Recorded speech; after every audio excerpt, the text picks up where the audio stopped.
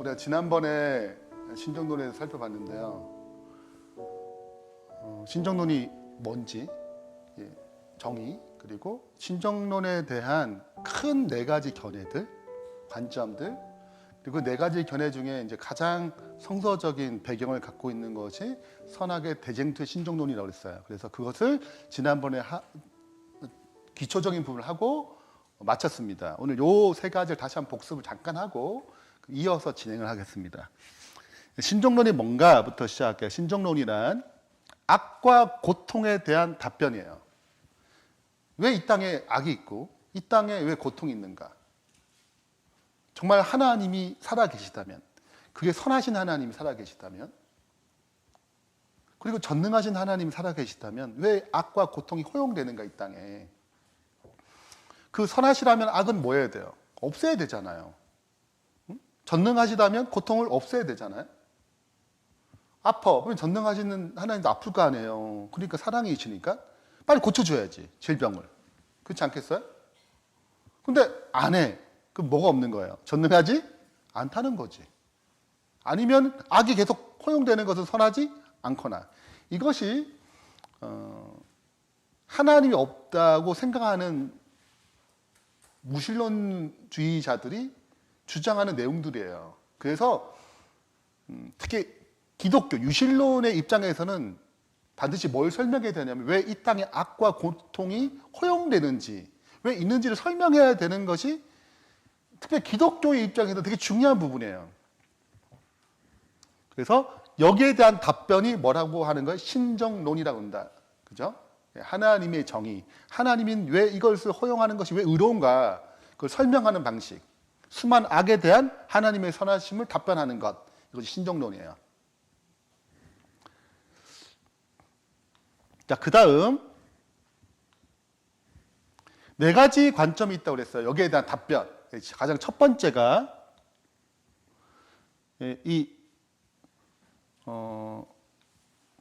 자유의지 신정론이라고 그래요. 자유의지 신정론.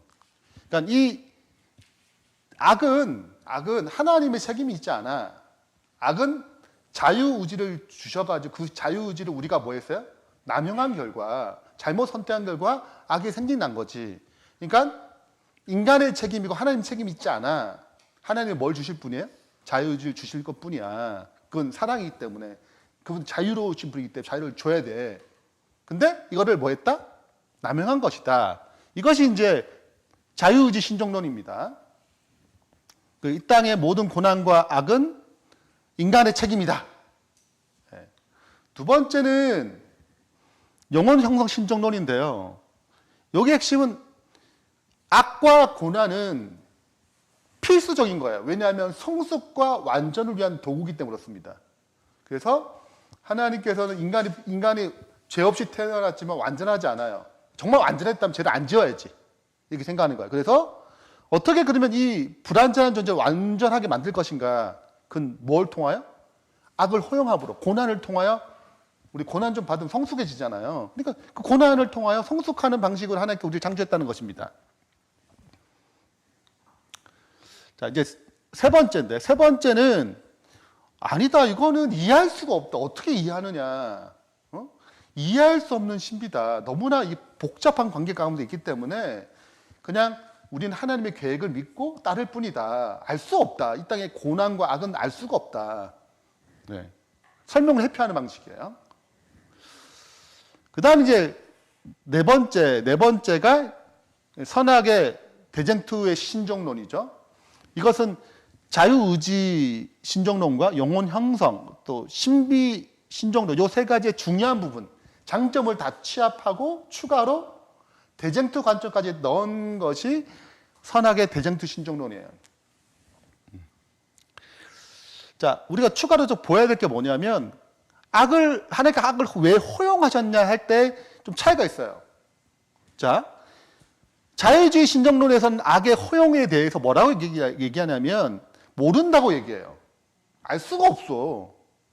너무 왜 사탄을 왜 뒀지? 그냥 처리하면 되는데 알 수 없어 이거는. 너무 신비적인 능력이야. 네. 그러나 악에 대한 책임은 뭐가 하나님이 지지 않아. 악의 책임이 없어요. 하나님은. 그죠? 자유의지를 주셨으니까 악에 대한 책임이 없어. 악에 대한 책임은 사람일 뿐이에요. 근데 왜 악한 존재를 두시고 왜 사탄을 계속 허용한다에 대해서는 완전히 이해할 수 없다. 이건 신비적인 영역이다. 이렇게 접근하는 것입니다. 우리에게 계시된 것이 아니다라고 생각하는 거예요. 됐죠? 네. 자, 근데 영원 형성 신정론 여기에 답이 있어요. 악을 허용한 이유가 있다니까요. 왜 이유가 있어요? 성숙을 위해서. 성숙을 위해서 주셨다. 당연한 거다. 이건 답이 있어요. 악의 허용에 대해서. 근데 약간 문제가 있어요. 누가 책임져야 돼요? 네, 왜냐하면 우리가 성숙을 위해서 악과 고난은 필수기 때문에 악을 뭐 하신 거예요? 허용하시고 주시는 필수죠. 왜냐하면 그것 아니면 성숙이 안 일어나니까.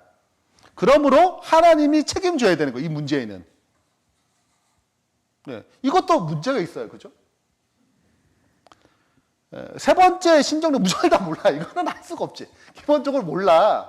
그걸 너무 알려고 그러지 마. 욥도 모른다고 그랬어. 뭐 그렇게 얘기하면서 신비롭다. 이거는 그냥 의지해라. 다 어떻게 다 이해하냐. 네 번째는 선악의 대쟁투의 신정론은 뭘 것 같아요? 이거는 악의 허용에 대한 분명한 답을 갖고 있어요. 하나님의 사랑을 증명하고 악을 영원히 소멸하기 위해서 허용은 필수적이라는 거예요. 악을 뭐예요? 자유의지로 악을 허용했지만 마침내 허용함으로 말미암아 악을 영원히 뭐 할 것이다? 소멸할 것이다. 그리고 하나님의 사랑이 증명될 것이다. 이것이 선악의 대쟁투예요. 악에 대한 책임이 여기 없어요. 네. 이것이 선악의 대쟁투의 신정론의 내용이에요. 얼마나 답이 선명해요. 네. 그러니까 가장 제가 성서적인 답변이라고 말씀드린 것입니다. 자, 그래서 우리는 하나님의 사랑으로 시작되기 때문에 이 이야기가 그 사랑에 대한 정의를 지난번에 살펴봤어요. 성경에서 사랑의 정의를 가장 잘 설명한 것이 고린도전서 13장의 내용이에요. 그래서 우리가 고린도전서 13장을 살펴봤습니다. 지난번 자세히 설명했기 때문에 간단하게 이제 사랑이 뭐냐? 올해 이 15가지의 사랑에 대한 열거를 중요한 부분을 다 다루었어요. 그죠? 다 다루었고 그 중심에는 뭐가 있다? 자희생적, 이타적, 무아적, 자기 유익을 구하지 아니하는 것. 이것이 사랑의 가장 중요한 핵심적인 내용이다 라고 말씀드렸고 전반적인 것을 설명드렸습니다. 자, 이러한 사랑에 의해서 삼위 하나님은 서로 뭐 하신다? 서로 사랑하시고 행복함을 누리셔요.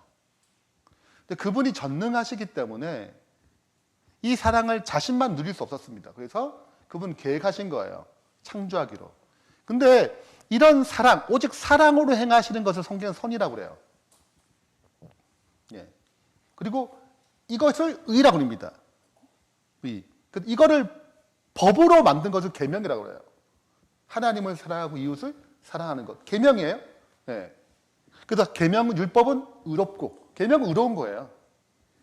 자, 이거를 가지고 법적인 처리를 하는 것을 공평이라고 그래요. 이걸 가지고 뭐 하는 것입니까? 재판하는 것입니다. 이 원리를 가지고. 네. 자, 그래서 하나님은 이러한 원리로 창조를 하셨습니다. 창조는 필연적이에요. 본능적 행위입니다. 네, 하나님 본능적 행위예요. 자, 이제 창조를 계획하셨을 때 그 행복을 주기 위한 두 가지 조건이 있다고 그래서 첫 번째는 사랑이고 두 번째는 자유의지. 예. 시험을 꼭 봐야 되겠어요. 제가 볼 때는 우리는 무조건 시험 볼 겁니다. 예. 그래서 우리가 12월 1월 달 초에 제가 이렇게 낼 겁니다라고 말씀드리면 열심히 공부하셔가지고 해야 돼요. 네. 네. 뭐 그거는 거야 못 맞춰 상관없습니다. 뭐 떨어지거나 그런 건 아니니까. 네. 네. 네. 근데 선물이 준비되어 있다. 뭐 이런 거. 네. 안 하면 좀 민망할 수 있다. 뭐 이런 거. 네. 자, 뭐 그 정도 외에는 뭐 괜찮아요. 자, 그 두 가지 조건이 있다고 그랬어요. 첫 번째는 이기심 없는 사랑. 하나님의 사랑의 속성 그대로 가졌어요. DNA상. 네. 근데 이 사랑 안에서 여러 가지 선택할 수 있어요. 그죠? 근데 그건 뭐가 아니에요? 진짜 자유가 아니에요. 네.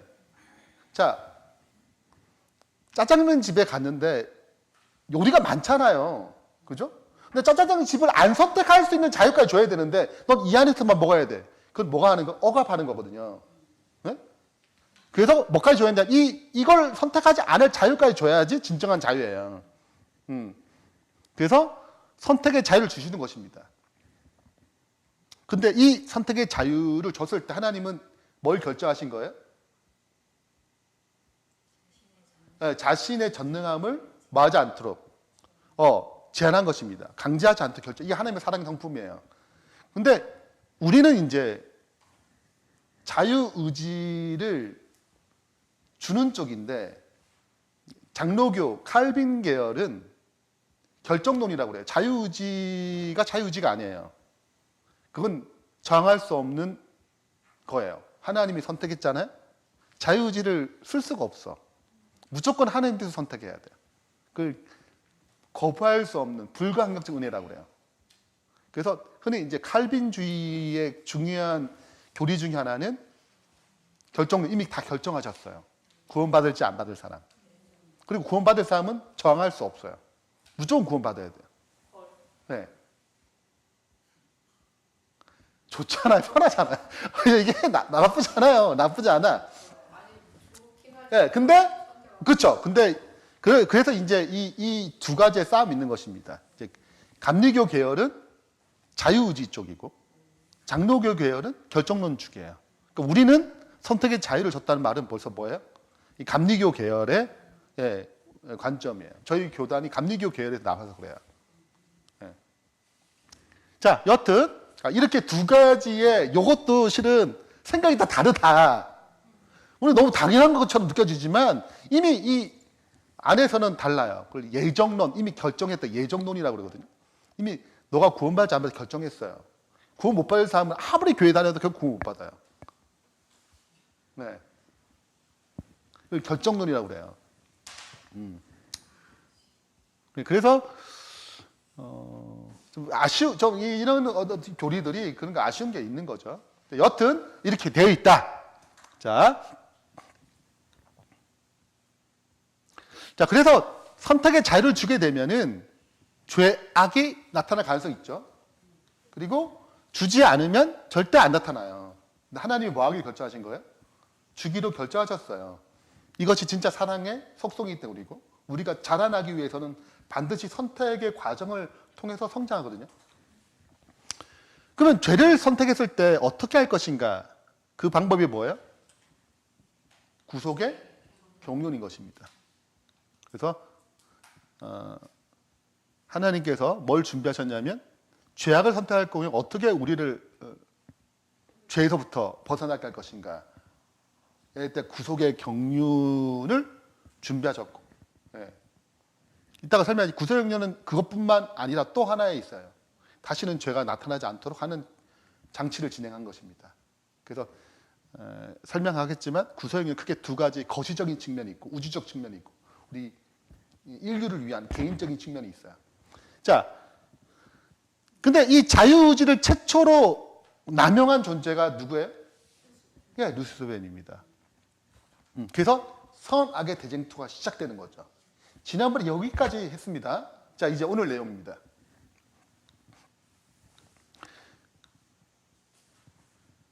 자, 천사의 반역으로 악이 시작됐고 어떻게 선악의 대쟁투가 열리게 됐는지 좀 살펴볼게요. 자, 하늘에서 루시퍼 천사가 반역한 이유가 뭔가? 그 이유를 잘 설명한 것이 이사야서 14장입니다. 너 아침의 아들 계명성이여 어찌 그리 하늘에서 떨어졌으며 그 열국 엎은 자여 어찌 그리 땅에 찍혔는고 내가 내 마음에 이르기를. 그럼 이 말은 뭐예요? 내 혼자 얘기한 거예요. 내 마음속으로 얘기한 거죠. 내가 하늘에 올라 하나님의 뭇별 위에 내 자리를 높이리라. 내가 북극 지폐 산 위에 앉으리라. 가장 높은 구름에 올라가 지극히 높은 자와 같아지리라. 자, 그는 생각했어요. 뭐 하고 싶다? 지극히 높으신 하나님과 같아지고 싶다. 그 자리에 앉고 싶다. 하나님의 자리, 그 창조의 자리에, 창조주의 자리에, 하나님 자리에 앉고 싶다를 누가 혼자 생각한 거예요? 그 혼자 생각한 거예요. 이걸 마음에 품었단 말이죠. 자, 근데 우리가 지난번에 이제 얘기했지만 이 창조주의 자리에 가는 거, 피조물이잖아요. 피조물이 창조주의 자리에 가는 것이 가능한가? 실은 불가능하잖아요. 근데 그 자리에 가고 싶어요. 그러니까 뭐 해야 되는 거예요? 잘 생각을 할 거 아니에요. 어떻게 저 자리에 갈 수 있지? 혼자 안 되잖아요. 세력을 얻으면서 나 하나님 되고 싶어. 뭐 따르겠냐고 그게. 그러니까 충분히 다른 천사들을 또 설득하면서 동시에 자기를 따를 존재들을 데리고 뭔가 어필할 수 있는 상황을 만들어야 했잖아요. 그래서 우리가 지난번에 판 공부를 한 거 기억나시죠? 예. 그래서 똑같이 생각한 것입니다. 하나님의 자리에 앉을 수 있는 방법을 생각한 거예요. 어떻게 앉을 것인가? 자기도 질서를 만들어야겠다는 거예요. 창조할 능력은 없지만 창조할 질서를 제시할 수 있어요. 하나님은 창조를 계획할 때 거기에 질서를 만들었거든요. 사랑의 법 안에. 네. 근데 지금 새로운 질서를 요구한 거예요. 그 좋은데 약간 좀 문제가 있는 것 같습니다. 좀 더 나은 질서가 주어진다면 온 우주가 더 행복해지지 않겠습니까? 천사들에게도 더 나은 질서 제시함으로 더 나은 하나님의 나라를 만들어가는 거죠. 좋아요, 나빠요? 나 너무 좋아. 여러분 정치 지금 대권 얘기 다 그런 얘기잖아요. 내가 이전보다 더 나은 정치를 할 거야. 그러니까 이번에 뭘 바꾸자? 판을 바꾸자. 우리 정당 찍어달라. 날 찍어달라. 더 나은 세계가 열릴 것이다. 미국 우선주의 막 하면서 한 거잖아요. 그러니까 이게 주장한 거란 말이죠. 이 대권을 차지하기 위해서. 그래서 기억나시죠? 복습하는 것입니다. 자, 이제 판인데, 판이 깔리면 기본적으로 여기에 뭐가 룰이 있어요. 그렇죠? 이 장기 이따가 공부할 거예요. 나중에 설명할 텐데. 여기에 각각의 룰이 있는 것입니다. 그래서 규칙이 있고 질서가 있어요. 하나님은 뭘 만든 거예요? 창조라는 세계의 질서를 만드는 거예요. 여기 룰이 있고 그 룰은 사랑을 기초한 생명의 법칙인 것입니다. 그럼 불완전한 게 아니라 완전하신 거예요. 완전하신 하나님 속에서 완전한 것이 나온 것입니다. 자, 근데 이 완전한 것을 거절할 수 있는 자유를 주신 거예요. 그죠? 그러면은 내가 이 하나님의 창조라는 세계 생명의 법 안에 사랑 안에 내가 순종하게 되면 여기는 생명이 계속 있는 것입니다. 이 안에 있는 거예요. 근데 뭐 할 수도 있는 거예요? 이 판을 거절할 수 있는 거예요. 이 순종을 거절할 수 있는 거예요. 그래서 거절하게 되면 죽는 거죠. 네. 근데 여기에 대한 반론을 제시한 게 누구예요? 루스벨인 것입니다. 개선을 요구한 거예요. 새로운 질서를 요구한 거죠. 더 나은 행복을 줄 수 있다는 것입니다. 이것이 사탄이 주장한 것입니다. 이게 받아들여지게 되면 자기도 무슨 급이 되는 거예요? 하나님의 급이 되는 거죠. 나도 하나님의 자리에 갈 수 있는 것입니다. 그래서 진행한 내용이죠.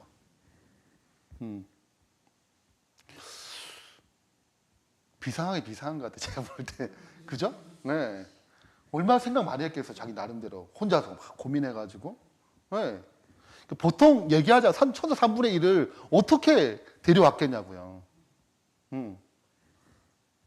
그러니까 일리가 있게 들리는 것입니다. 일리 있게 들리잖아요. 우리가 아무것도 모른다고 생각해 보세요. 지금보다 더 나은 삶을 준다는데 혹하지 않겠어요? 아니, 하와가 괜히 넘어갔겠냐고요. 너가 이거 먹으면 하나님처럼 된대. 아니, 내가? 설득력 있는 거죠. 봐, 나 지금 말하잖아. 막 이렇게 유혹을 하는 거잖아요. 자, 그래서 이제 하늘의 새로운 질서를 제안한 존재가 등장한 것입니다.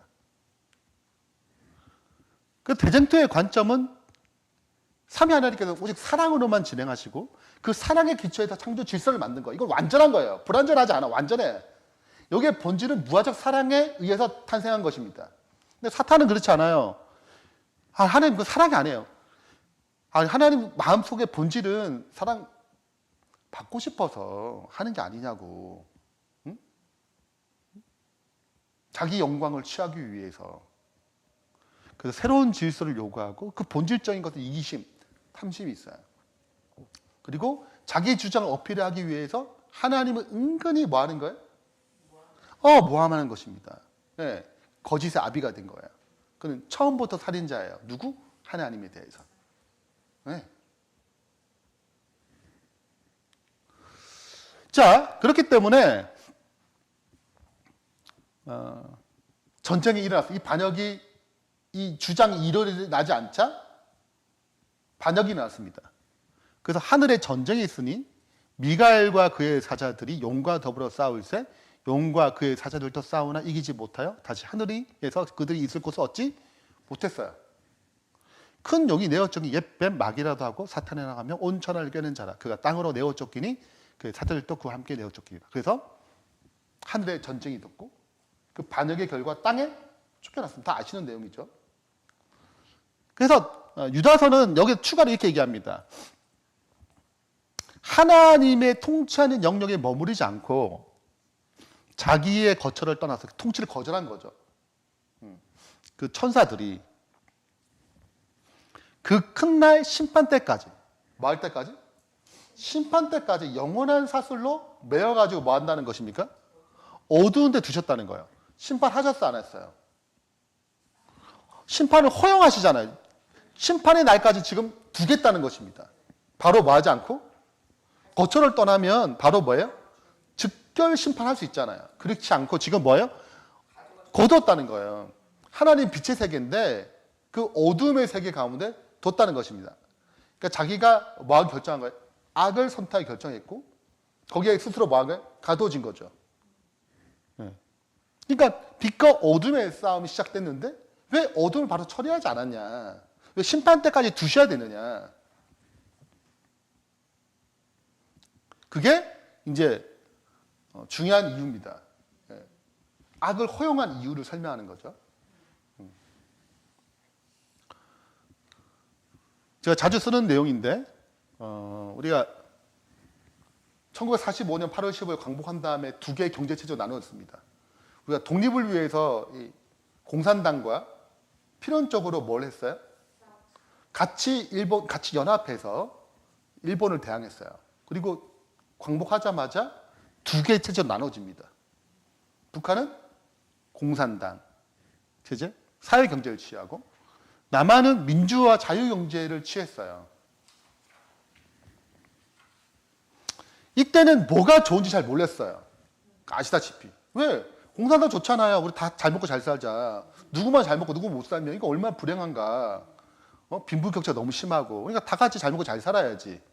네. 그래서 취한 경제 시스템이에요. 나라가 관리하는 것입니다. 자유경제는 시장에 맡기는 거죠. 네. 그래서 남한은 민주사회와 자유경제를 취했어요. 그 결과 어떻게 됐는가? 결과가 아시다시피 이게 최근 뉴스인데요. 너무 굶주리고 있고 종이 잉크 그 카페를 찍어야 되잖아요. 돌아가려면. 그 잉크가 없어요. 이 잉크가 특수 잉크를 다 빌려와야 돼. 아니, 다 수입해 와야 되는데 없어. 그러니까 그냥 종이에 그냥 잉크에 찍는 거예요. 돈은 필요하니까. 네. 그래서 얘기하는 것이 우리가 어떤 상황인지 얘기하는 내용이거든요.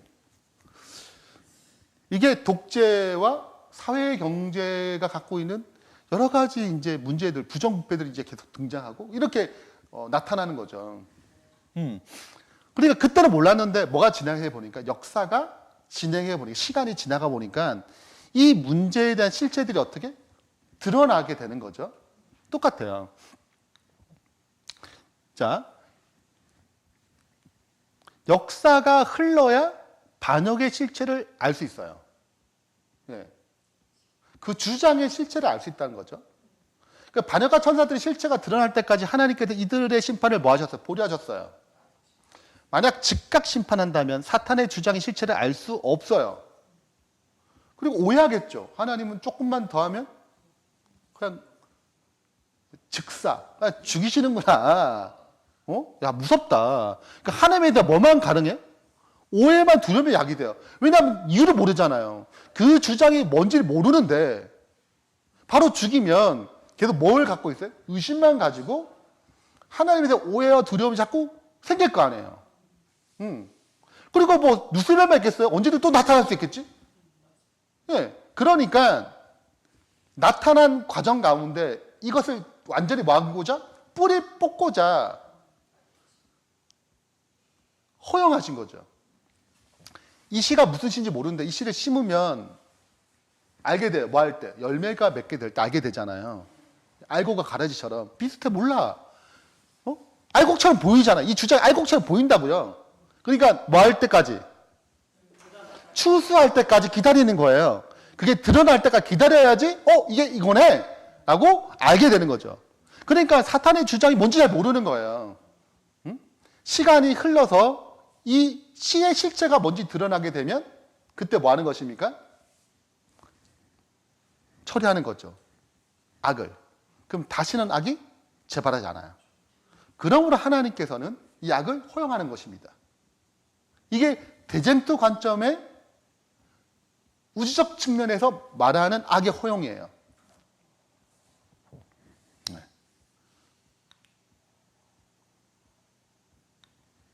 자, 그래서 사탄은 이 땅에 와서 똑같은 주장하는 것입니다. 너가 너처럼 된다? 하느님처럼 될 수 있다. 더 나은 존재가 될 수 있다. 결국 지구에서 죄가 시작됐고 행복이 깨지고 죄의 저주와 사망이 시작됐습니다. 자, 하나님의 그 사랑의 법이 지금 지켜지는 거 아니면은 안 지켜지는 거예요? 안 지켜지는 거죠. 지금 안 지켜지는 거죠. 그러면은 하나님 입장은 하와라는 존재가 잘못 선택해서 죄가 들어온 거지라고 주장하지만 사탄의 입장에서는 지킬 수 없기 때문에 선택한 거라고 얘기하는 거예요. 하나님의 법이 문제가 있기 때문에 그걸 안 하고 안 돼.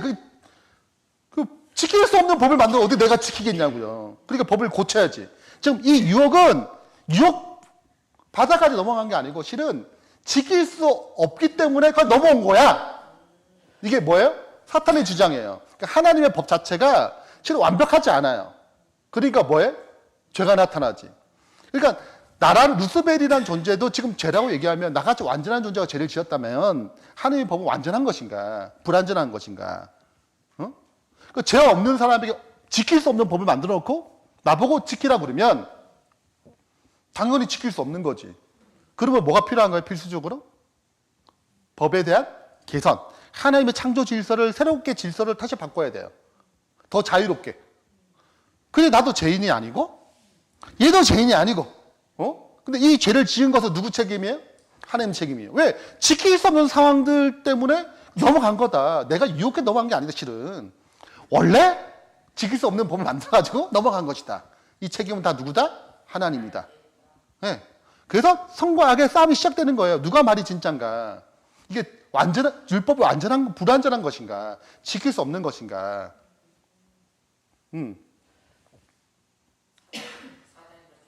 사단이 주장한 거죠. 자, 그러니까 이걸 해결해야 되는 거예요. 이 주장을 깨트려야 되죠. 그래서 구원의 계획이 선포되는 것입니다. 자, 그러므로 내가 하나님이 너로 뱀 사탄으로 여자와 원수가 되게 하고 내 후손도 여자의 후손과 원수가 되게 하리니 여자의 후손이 내 머리를 상할 거죠. 자, 그래서 뱀의 주장을 그 사탄의 주장을 하나님 지킬 수 없는 창조 질서다. 이 법은 지킬 수 없다. 개선해야 한다라는 주장을 누가 깨겠다는 거예요? 여자의 후손 예수님이 등장하셔가지고 이 문제를 해결하겠다는 거예요. 그러니까 예수님이 인간으로 오신 거죠. 연약한 가운데 하나님의 율법을 다 지키신 거죠. 그러므로 율법은 완전하고 계산할 필요가 없어. 이것은 사랑의 법임을 증명한 거예요. 그러므로 범죄는 자유의지의 남용으로 생긴 것을 증명한 거예요. 그러니까 사단의 주장은 자유의지가 있어서 범한 게 아니고 지금 하나님의 법이 지킬 수 없기 때문에 자유의지를 어떻게 안 하더라도 결국 언젠가 죄가 나타난다는 거지. 지킬 수 없는 법이기 때문에. 자유의지의 남용이 아니고 비행기가 고장나서 추락하는 거예요. 내가 아무리 운전 잘하려고 해도 비행기가 문제가 있는데 뭐 어떻게 하겠어. 네, 그냥 추락하는 거지. 하나님의 입장은 비행기를 완전하게 만들었는데 운전자가 잘못 운전해서 추락한 거예요. 그러니까 이 죄의 책임은 하나님은 자유의지의 남용, 너가 잘못한 거지. 사탄의 입장은 잘못 만들어 놓고 지금 지키라고 하면 이거 말이 되냐. 개선해야 한다. 비행기를 좀 뜯어 고쳐야지. 비행기가 고장났는데 뭐 어떻게 하라고. 하나님 비행기 뜯어 고칩시다. 더 나은 세상이 도래합니다. 더 나은 비행기, 추락하지 않은 비행기. 이게 사단의 주장이고. 아니다. 이게 비행기 완전하다니까. 너가 이거 비행기를 잘못 조종해서 추락한 거야. 이게 하나님의 주장. 사단의 주장은 잘못 만들었기 때문에 개선해야 돼. 이게 사단의 주장. 그러니까 하나님은 뭘 입증하셔야 돼요? 그렇죠. 그렇죠. 그래서 거의 망가지기 굉장히 많이 망가진 비행기, 아담은 최신식 비행기. 근데 이제 막 유치원도 녹색 뭐 이런 비행기를 가지고 그분이 뭘 하신 거예요? 예, 추락하지 않고 딱 이루신 거죠. 그래서 하나님이 비행기를 완벽하게 만드셨구나. 자유의지의 남용으로 죄가 나타난 거구나를 인식한 거예요. 그러니까 이런 논리를 갖고 있는 방식은 선하게 되는 신정론밖에 없어요. 네. 흐름이 뭔지 아시겠죠? 자유의지를 줬는데 자유의지의 남용이라는 것이 증명되는 것이 예수님 십자가 때문에 증명되는 거예요. 예수님이 율법을 다 지키시고 십자가에 돌아가셔서 율법의 완성을 이루셨기 때문에 증명되는 거지 그 전까지 증명된 게 아니다. 예. 자유의지가 정말 완벽한 자유의지냐 그렇지 않냐를 증명한 것은 예수님의 생애 때문에 증명된 것입니다.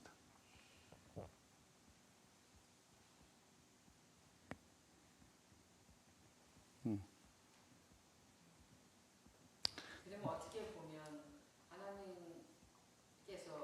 잘못 저거 하신 거 인간에서 오셔온 거 그거를 사단에게 증명하기 위해서 십자가에 들어가신 이게 두 가지죠. 이 두 가지, 그 말씀드린 두 가지. 하나는 우주적 측면, 하나는 우리 인류의 측면이 있어요. 이 두 가지. 거시적 측면이 있고 미시적 측면이 있다고 그래요. 우주적 측면이 있고 인류의 구원을 위한 측면이 있기 때문에 이 두 가지가 같이 맞물려 해결하는 것이 예수님의 초림이에요. 그럼 십자가고. 그래서 우리에게 주어진 자유의지가 완전한지, 얼마나 완벽한지, 그분이 주신 법이 얼마나 완벽한 것인지, 계산할 필요가 없는 것인지 다 증명하신 것입니다. 사단의 주장이 틀렸다는 걸 증명하는 거예요. 그것이 여자의 후손이 와가지고 해결한 방식이에요. 내 머리를 뭐 하겠다? 상하게 하겠다는 것입니다. 그 사단의 주장이 끝나는 거예요.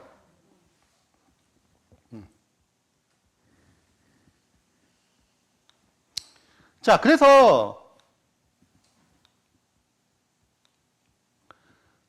하늘에서 시작된 이 하나님과 사탄의 이 선과 악의 대쟁투가 이제는 어디서 증명되게 된 거예요? 지구가 범죄함으로 이 지구를 통해서 뭐예요? 이 문제를 해결한 것입니다. 그래서 여자의 후손과 여자, 예수님과 교회, 뱀과 뱀의 후손, 사탄과 대적 세력, 이 과정을 통해서 하나님께 뭘 증명하시냐면 처음부터 사탄이 주장했던 그 개선의 문제, 하나님의 성품에 대한 문제, 그리고 그분의 그 자유의지를 주셔도 범할 수밖에 없는 그런 여러 가지 사단의 주장들에 대해서 깨트린 존재는 누구다? 예수님이다. 이분이 오셔야지 해결되는 거예요.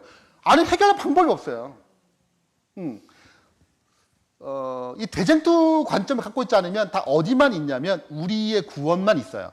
우리가 죄인이 됐는데 우리 예수님 때 구원받았어. 우리 인류의 구원의 측면에만 다룹니다.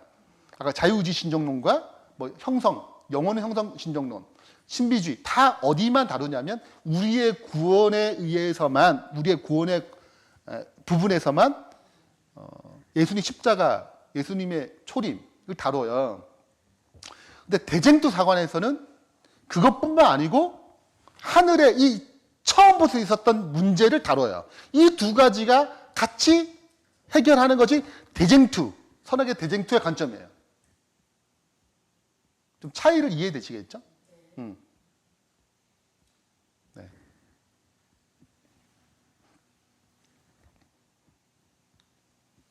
자, 이거 성경을 살펴보면 성경에서는 악의 책임과 악의 허용의 문제, 그리고 이유, 그리고 기간에 대한 설명이 마태복음 13장 알고 가라지의 비유에 등장해요. 자, 한번 집사님 읽어주시겠어요? 예수께서 그들 앞에 또 비유를 들어 이르시되 천국은 좋은 씨를 제밭에 뿌린 사람과 같으니 사람들이 잘 때에 그 원수가 와서 곡식 가운데 가라지를 덧뿌리고 갔더니 싹이 나고 결실할 때에 가라지도 보이거늘 집 주인의 종들이 와서 말하되 주여 밭에 좋은 씨를 뿌리지 아니하였나이까? 그런데 가라지가 어디서 생겼나이까? 주인이 이르되 원수가 이렇게 하였구나. 종들이 말하되 그러면 우리가 가서 이것을 뽑기를 원하시나이까? 주인이 이르되 가만두라. 가라지를 뽑다가 곡식까지 뽑을까 염려하노라. 둘 다 추수 때까지 함께 자라게 두라. 추수 때에 내가 추수꾼들에게 말하기를 가라지는 먼저 거두어 불사르게 단으로 묶고 곡식은 모아 내 곡간에 넣으라 하리라. 네. 자, 여기 보니까 가라지, 알고 가라지의 비유에서 이제 1, 2, 3번 있죠. 자, 물어요. 원래 뭐만 심었는데 좋은 씨만 뿌렸는데 갑자기 가라지가 등장한 것입니다. 그래서 누가 했냐 할 때, 누가 이 악을 누가 이게 했냐 했을 때 누가 그랬다고요? 네, 그래서 이 첫 번째, 이 원수가 그랬다. 이게 악의 책임입니다. 하나님께 갖고 있지 않아요. 누가? 사탄에게 책임 있는 것입니다. 원수가 이렇게 하였구나. 그럼 왜 허용했냐? 그래서 왜 종들이 그러면 우리가 이거 뽑자. 즉각 처분하자. 보인다. 처분하자. 그랬더니 가만 두래요. 왜? 가라지를 뽑다가 곡식까지 뽑을까 염려하는 게 두 번째 이유예요. 악의 허용. 자, 아까 처음에 얘기했잖아요. 바로 즉각 심판했다면, 사탄의 즉각 심판했다면, 오해가 발생하고, 알곡이 상처를 받아요. 이유를 모르니까. 문제가 계속 발생할 수 있는 악순환이 되는 거예요. 그리고 이 땅에, 우리 같은 경우에는, 뭐, 예를 들자면, 솔로몬 엄청난 죄를 지었는데, 우상숭배를 이스라엘 백성 전체 퍼뜨려서 얘 즉각 처분하자. 처분했다면, 그래, 즉각 처분할 수 있지. 근데, 뭐예요? 그건 절대 구원 못 받겠죠. 그죠? 그건 나중에 회개했잖아. 그 전도서 썼잖아요. 그러니까, 가라지를 뽑다가 내 백성을 잃어버릴 수 있는 거예요. 그래서 이걸 허용하지 않는 것입니다. 두는 거예요. 뭐 할 때까지? 기간. 추수 때까지. 그분을 재림하실 때까지 두는 것입니다. 그 말은 이것이 다 여물 때까지 함께 두는 거예요. 그때가 되면 가라지와 알곡이 구분됩니다. 제가 사진을 안 가져왔는데 비교가 안 돼요. 처음에는 너무 비슷해요. 근데 곡식이 딱 익으면 딱 티가 나요. 실제로 딱 티가 납니다. 나 검색해 보세요. 딱 티가 나요. 이게 딱 그때 너무 비슷해. 진짜 비슷하더라고요. 자라날 때는. 그러니까 뭐 긴가민가한 게 있는 거야. 네. 네. 그러니까 딱 익을 때 딱 드러나요. 분명히 드러납니다. 그러면 둬야 되는 거예요. 비유도 너무 잘하셨어요. 네. 그래서 가라지는 결국 뭐예요? 심판합니다. 불사기 두고 곡식은 모아서 천국에 데려가는 거죠. 자, 이걸 해석합니다. 그 다음 이어서. 자, 해석이 뒤에 나와 있는데 제가 그 성경적으로 생략하고 여기만 먼저 첫 번째 천국은 좋은 씨를 제밭에 뿌린 사람 이 사람 누구예요? 네, 인자라고 그래요. 좋은 씨를 뿌린 자는 인자라고 얘기해요. 예수님이에요. 자, 그 다음에 여기 원수가 등장해요. 원수가 와서 가르칠 분 누구 원수가 누구예요? 사탄이에요. 네. 그 다음에 알곡과 가르치 누군가 좋은 씨, 가라지는 악한 자의 아들. 누구의 후손? 뱀의 후손들. 천국의 아들은 여자의 후손들. 이게 등장하는 거예요. 교회가 등장하는 것입니다. 자, 그 다음 추수 때는 뭐예요? 재림이에요. 그 재림의 때가 되면 뭐가 끝났다는 뜻입니까? 그렇죠. 악의 실체가 다 드러났다는 뜻이에요.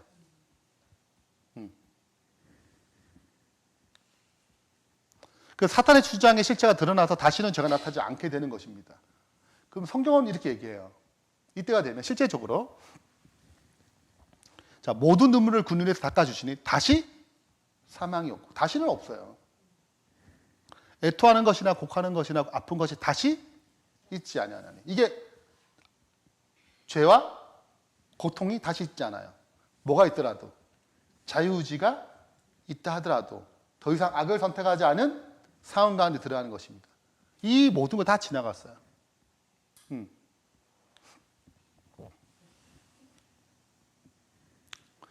자, 그렇다면 선악의 대쟁투 신종론에서 구속의 긍휼의 목적은 무엇인가? 자, 크게 두 가지인데 정리해 보겠습니다.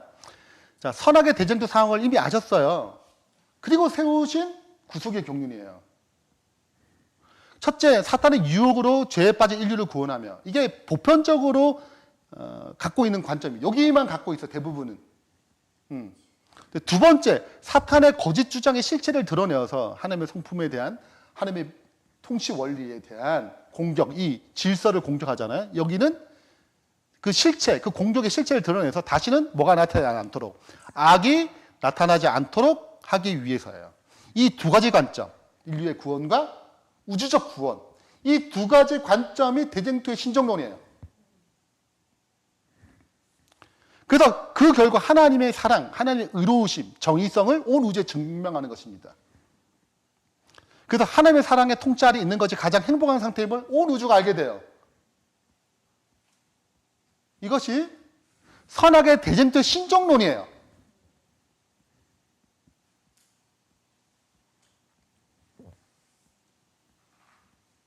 됐죠? 네? 자, 이제 그러면 하늘에서 진행되는 선악의 논쟁이 굉장히 많은데 시간에서 두 가지만 좀 하겠습니다. 예, 하늘에서는 여러 가지 회의가 진행돼요. 그냥 이 땅에 어떤 하늘의 역사가 이 땅에 이루어지지 않아요. 회의와 어떤 과정들이 있거든요. 그 성경에 여러 군데 뭐 시편 86편이라든지 이사야 6장이라든지 여러 개 등장해요. 근데 우리가 잘 아는 딱 눈에 쉽게 들어오는 것만 좀 찾아보겠습니다. 자, 첫 번째는 욥기예요. 욥기. 내용을 좀 아시죠? 욥. 시작부터 하나님 아들들이 등장하고 여호와 앞에 사단도 등장합니다. 하늘의 회의가 진행되는 거죠. 네. 자, 이 부분 좀 읽어보겠습니다. 하루는 하나님의 아들들이 와서 여호와 앞에 섰고 사단도 그들 가운데 왔는지라. 여호와께서 사단에게 이르시되 내가 내 종 욥을 유의하여 보았느냐. 그와 같이 순전하고 정직하여 하나님을 경외하며 악에서 떠난 자가 세상에 없느니라. 사단이 여호와께 대답하여 가로되 욥이 어찌 까닭없이 하나님을 경외하리이까. 주께서 그와 그 집과 그 모든 소유물을 산울로 두르심이 아니니이까.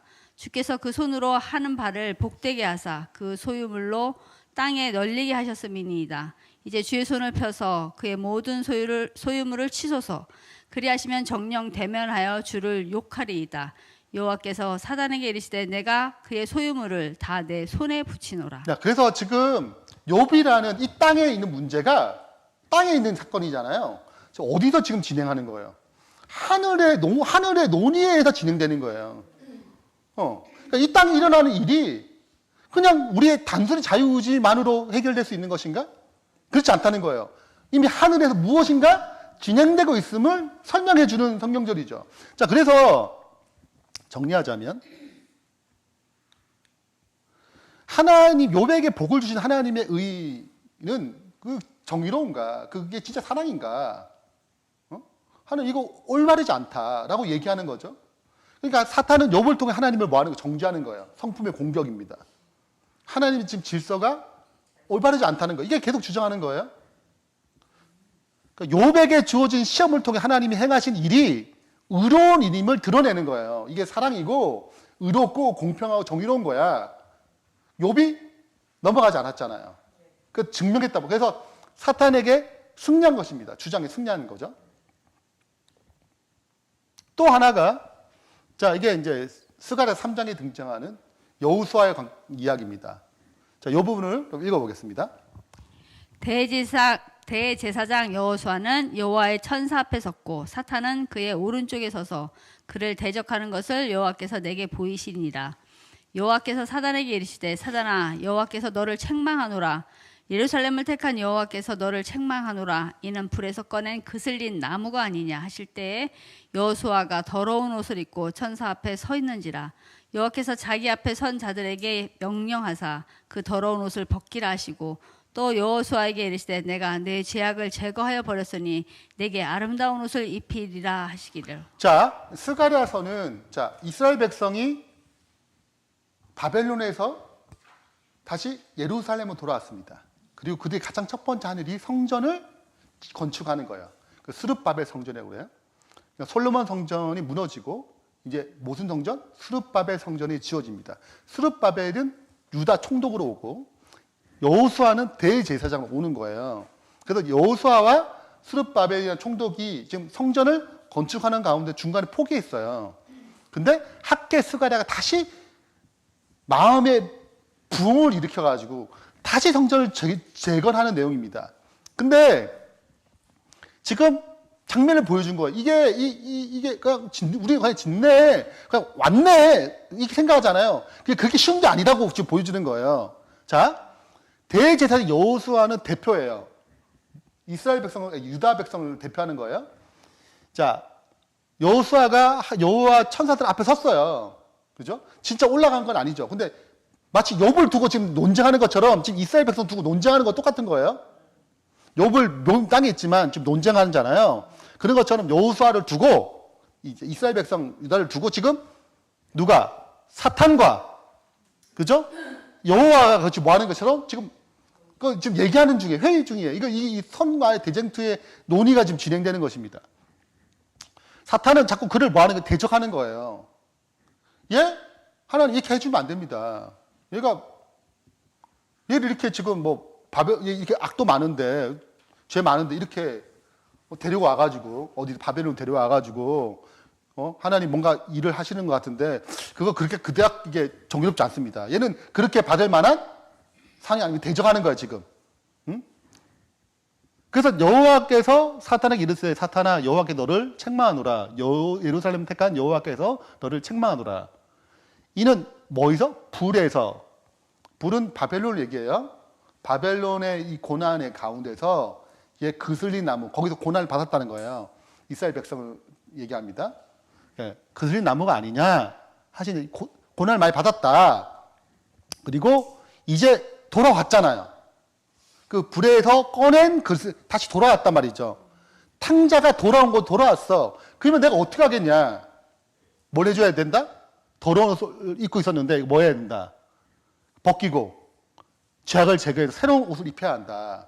다시 이들에게 새롭게 어떻게 하는 것이 내가 해야 할 당연한 의무다. 지금 누가 사탄과 하나님 관계 이 얘기를 하는 것입니다. 그러니까 정리하자면 사탄은 지금 정죄예요. 계속. 하나님께서 유다 나라가 회개하면 돌아왔기에 이들을 회복시키는 행위가 의로운 일임을 드러내는 거예요. 탕제 비유처럼. 근데 그 근거는 예수님의 죽으심의 근거로 가능한 것입니다. 이런 배경 가운데 계속 뭐가 진행되는 거예요? 이 땅에 그게 안 보이잖아요. 지금 그 정당성과 그 논쟁이 하나님 그 의로운 일이 아닌데요? 하나님 아브라함 너무 에워싸는 것 같은데? 자기 위해서 아내 2번이나 팔고 이건 아닌데요? 걔가 정말 이스라엘 백성 전체의 믿음의 조상이 될 수 있는 그릇이 아닌데요? 그 그릇을 세우는 것 자체가 공의롭지 못합니다. 이런 것들이 계속 진행되는 거예요. 이것저것.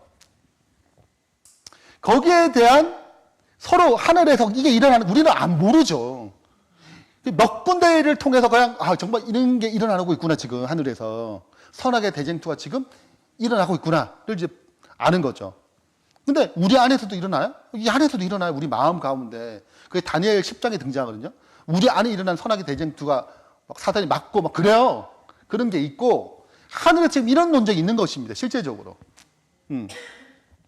자, 그래서 이제 우리는 크게 정리를 해야 됩니다. 그러면 이 땅에 악과 고통이 등장하는데 선악의 대쟁투의 관점에서 크게 네 가지의 경우가 있어요.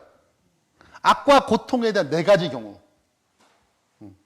자, 이걸 정리하겠습니다.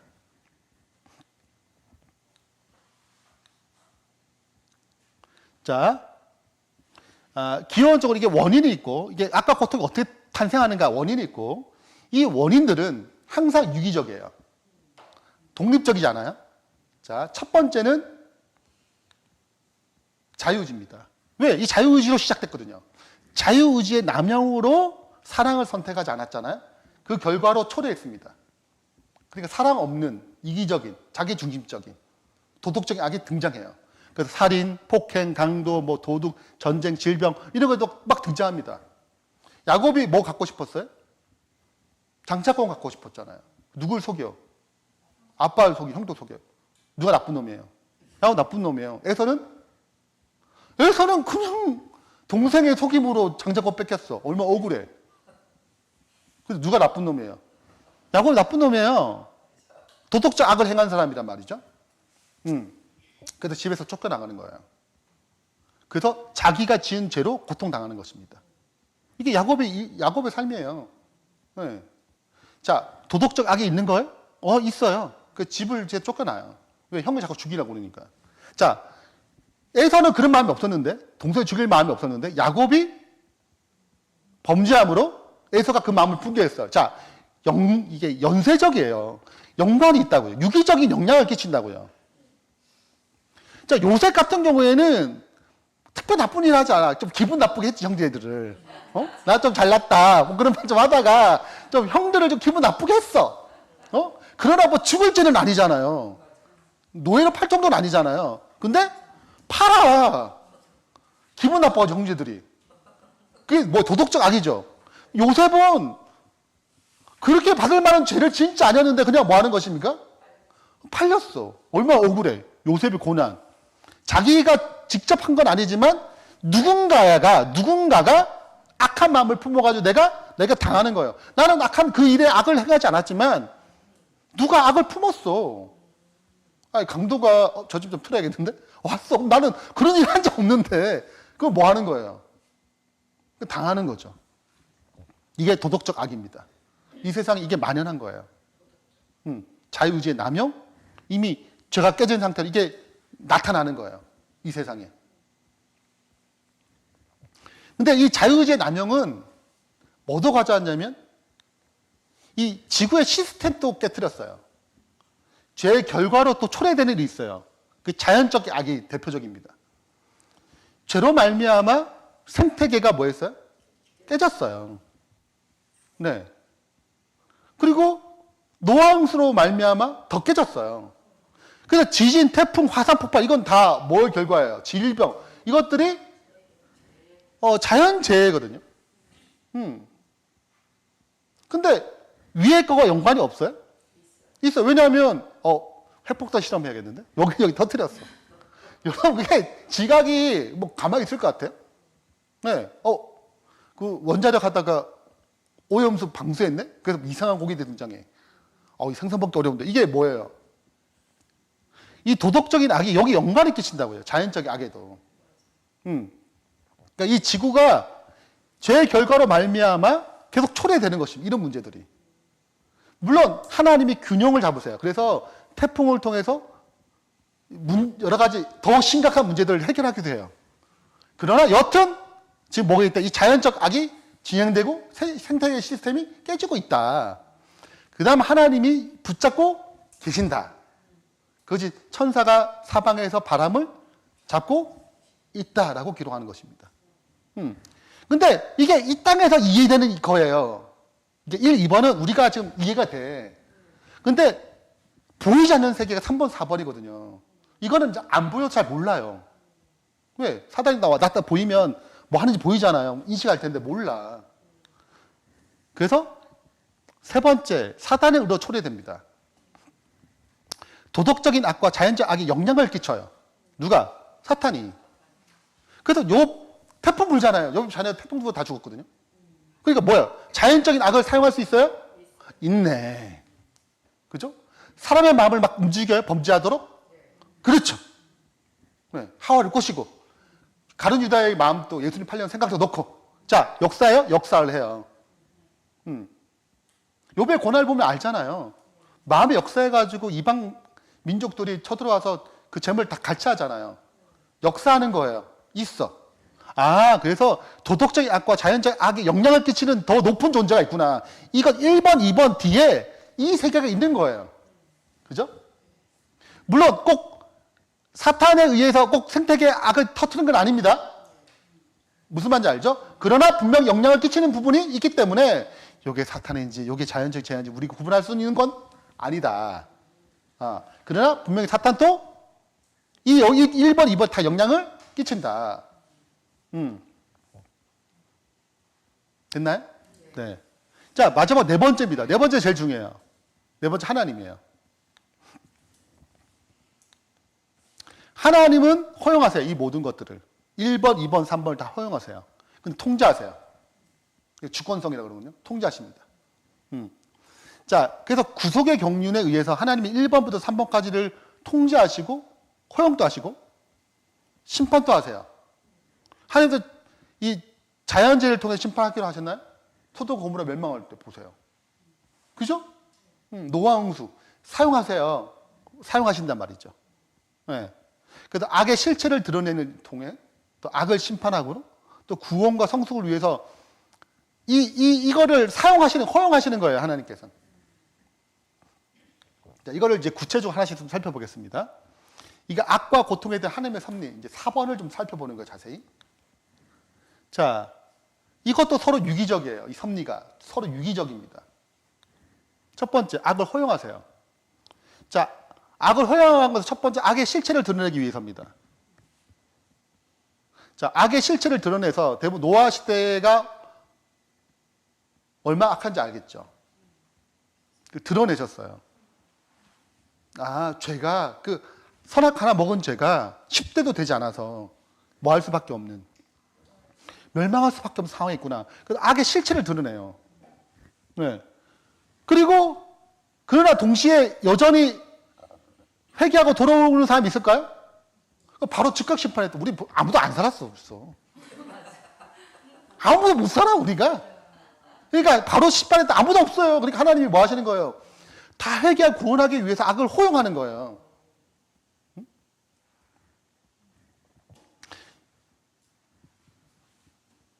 이 두 사이에 껴 있으니까 이게 힘든 것입니다.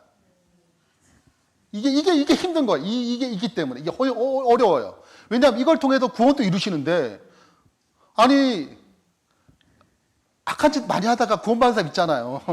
간증 뜨겁잖아. 그러면, 근데 그 악을 행할 동안 고난 받는 사람 있잖아요. 깡패가 막 해침했다고 해봅시다. 얼마나 깡패지에 고통당한 사람 많겠어요. 맞고 막 그러는 사람들. 그 사람 회심했단 말이죠. 은혜가 되긴 되지. 근데 그동안에 고통당한 사람도 있을 거 아니에요. 이게 딜레마가 있는 것이 이 악의 허용에 대해서. 이것을 하나님이 기가 막히게 진행하는 거예요. 그분의 관점에서는. 단순히 악의 실체 너무 심각한데요? 라고 불평하기도 어려운 게, 여기도 뭐가 또 일어나요? 회개하고 구원하는 일이 있으니까. 아니면 아무도 구원 못 받으니까. 네. 딜레마가 있는 것입니다. 두 번째. 있어야 하나님을 더 받아들이는. 그러니까 이제 허용하신다고요. 허용하신다고요. 예. 그 다음에 악을 심판하는 게 있어요. 악이 가득해서 열매가 보이면 하나님 그 악을 끝내세요. 종말론적 끝나겠지만 중간중간에 허용하세요. 그래서 노아함수도 그런 것이고, 소돔과 고모라도 그런 것이고, 애굽의 열지함도 똑같은 것이고, 가나안 정진도 그런 거예요. 그래서 악이 가득하면 그 민족별로, 그 개인적별로 뭐예요? 심판하셔서 그 끝을 내는 때가 있어요.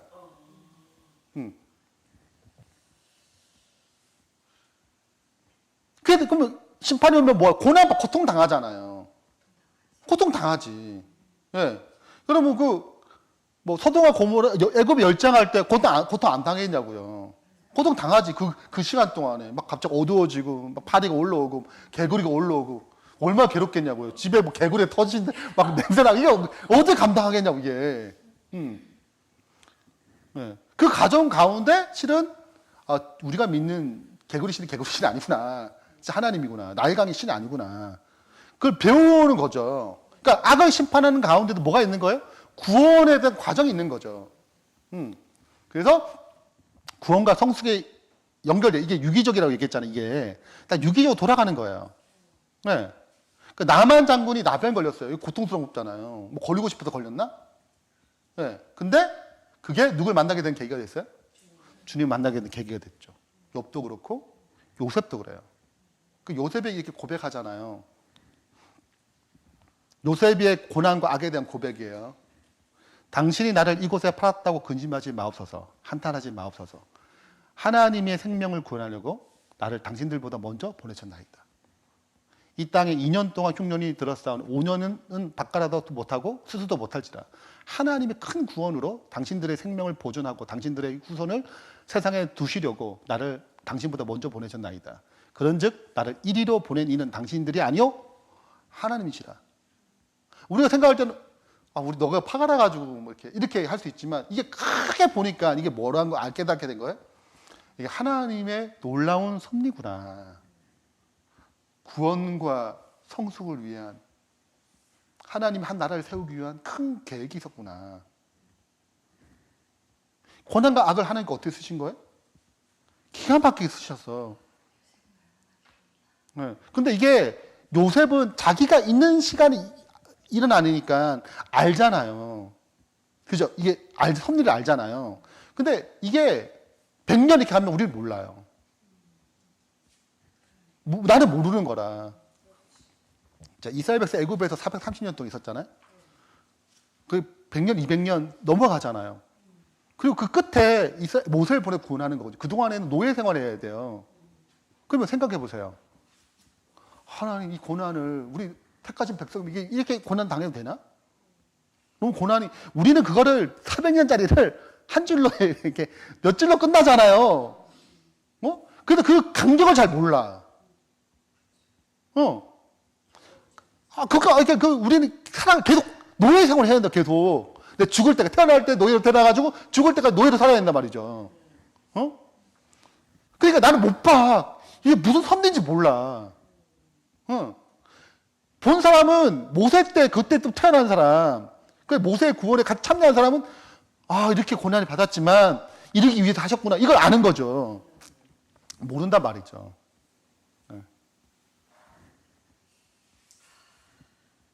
그러니까 이게 그래서 그때 이게 하나님의 특별한 어떤 구원의 섭리가 있었구나 알게 되는 거지. 아니 몰라요 이게.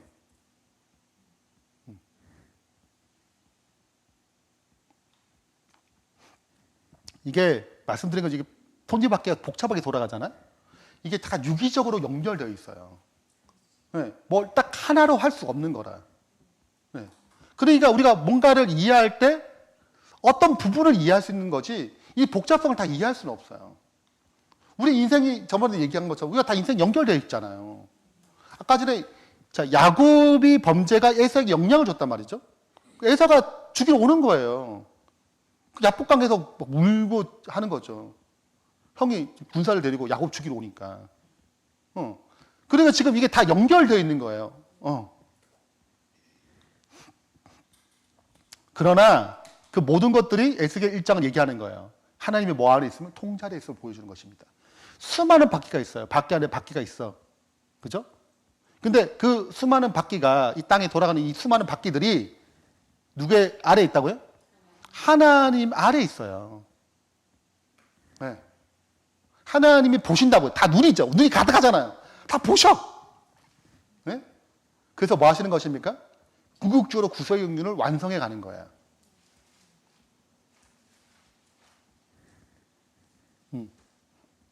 그래서 하나님의 내 생물, 그분의 능력을 나타내는 대표적인 그릇들인데 그 내 생물을 본즉 그 생물이 땅 위에 바퀴가 있는데 그 내 얼굴에 따라 하나씩 있고 그 바퀴 형상과 그 구조는 넷이 한결같은데 황홀과 그 형상과 구조는 바퀴 안에 바퀴가 있는 것 같으며 바퀴 곧 내 그룹의 바퀴에 둘레에 다 눈이 가득해요.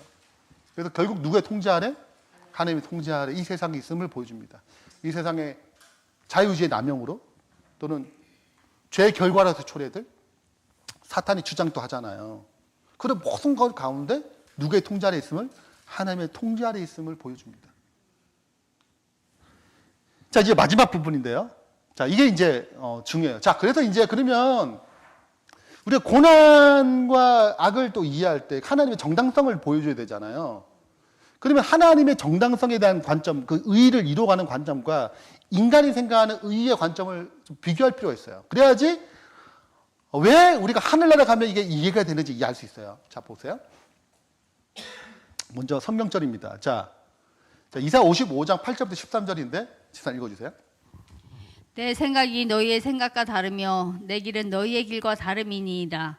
여호와의 말씀이니라. 이는 하늘이 땅보다 높음 같이 내 길은 너희의 길보다 높으며 내 생각은 너희의 생각보다 높음이니라.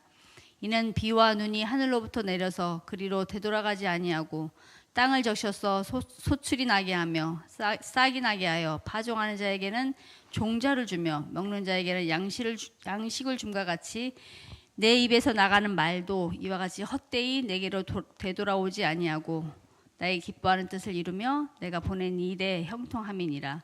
너희는 기쁨으로 나아가며 평안히 인도함을 받을 것이요 산들과 언덕들이 너희 앞에서 노래를 바라고 들의 모든 나무가 손뼉을 칠 것이며 잣나무는 가시나무를 대신하여 나며 화석류는 찔레를 대신하여 날 것이라.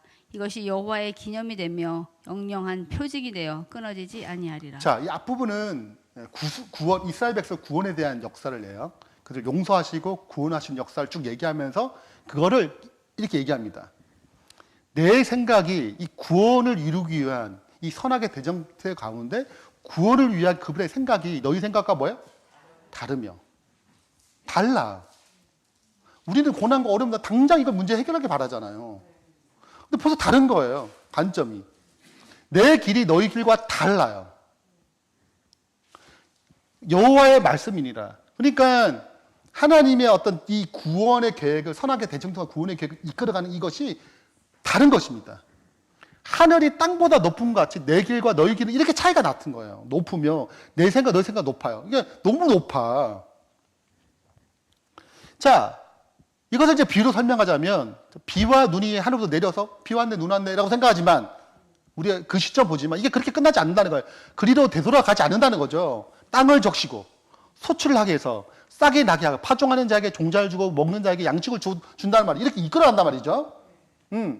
그런 것처럼 내 입의 말도 이와 같이 딱 시작되면 그게 기가 막힌 과정에서 다 이루어가는 거예요, 이게. 그게 될까? 하는데 그게 이루어가는 것입니다. 네. 요셉이 팔렸는데 총리가 된다고? 말도 안 돼. 그런 거잖아요. 아니, 도웨이로 팔렸는데 총리가 됐다. 그게 말이 되냐고. 근데 그걸 어떻게? 이루어가는 거잖아요. 그래서 내 입에 가는 말도 헛되이 절대 돌아가지 않고 나의 기뻐하는 뜻을 이루며 내 보내신 일을 형통함이니라. 내가 보낸 일을 형통하게 만들겠다는 거죠. 너희는 기쁘러 나가면 평안히 인도함을 받을 것이요. 산들과 언덕들이 너희 앞에 노래하고 들의 모든 나무가 손뼉을 칠 것이며. 자, 이러한 역사를 인식하고 나아가게 되면 아, 진짜 하늘이 하겠구나. 우리의 기쁨이 있다는 것입니다. 자, 13절 중요한데 잣나무는 가시나무를 대신해요. 아, 생각해보세요. 가시나무에 밖에 없는데 왜 잣나무가 될 수 있을까? 가시나무가 잣나무가 된대. 노예로 팔렸는데 총리가 된대. 이런 거예요. 아, 구원의 역사, 저게 저렇게 될 수밖에 없는데? 예수님의 십자가가 어떻게 가시나무의 건데 뭐가 된 거예요?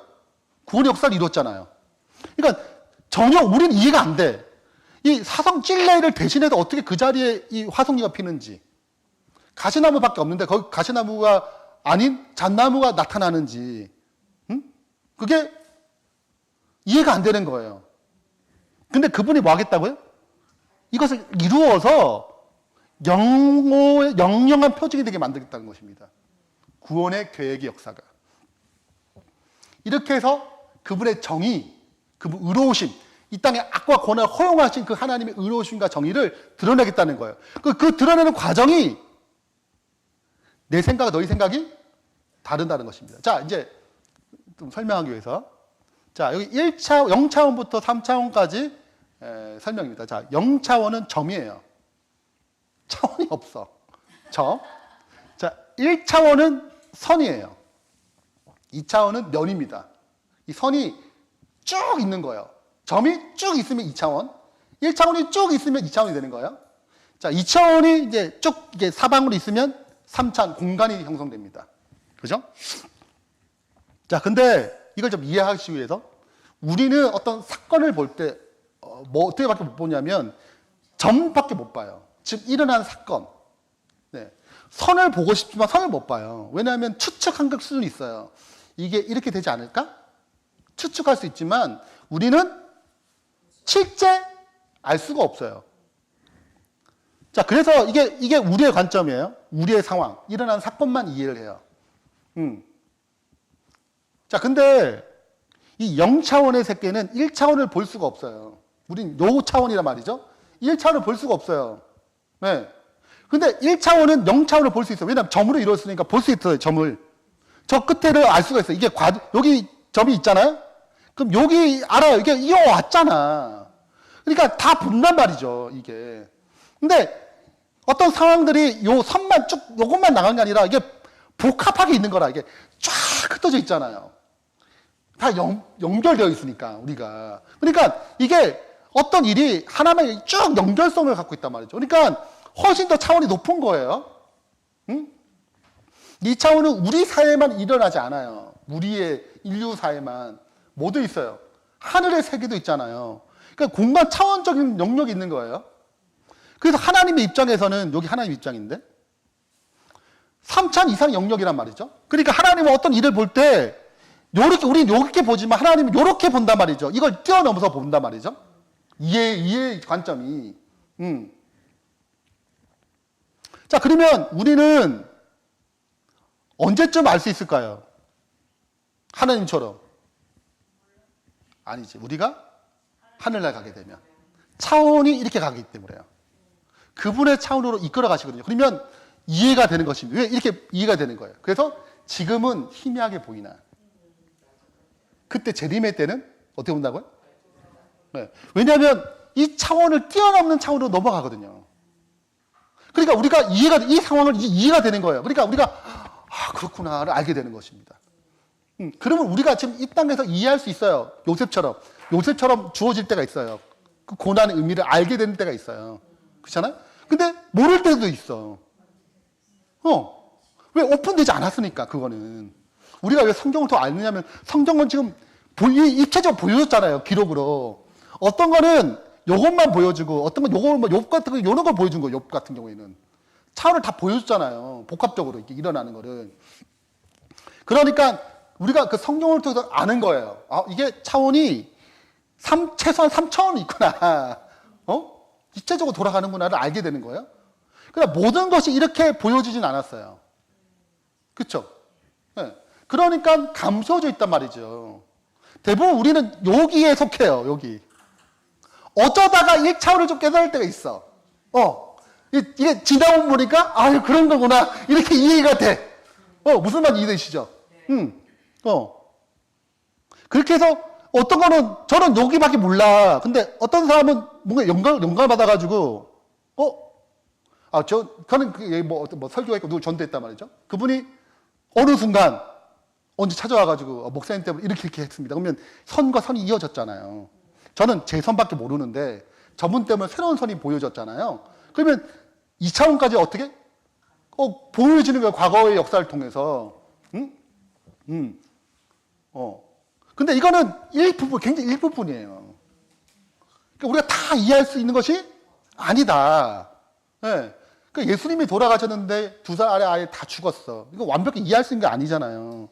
억울한 죽음 같기도 하고. 근데 그게 굉장히 복잡한 가운데 일어났거든요. 헤롯이 악한 마음 품고 혼자 악한 마음 품겠냐고요. 사탄이 넣어지 또 마음을.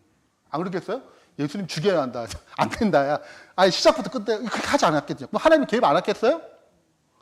개입하셨지. 그걸 빨리 보냈잖아요. 애굽을. 이게 복합적이라고 이렇게. 그 하나의 사건에. 그게 다 오픈되지 않았지만.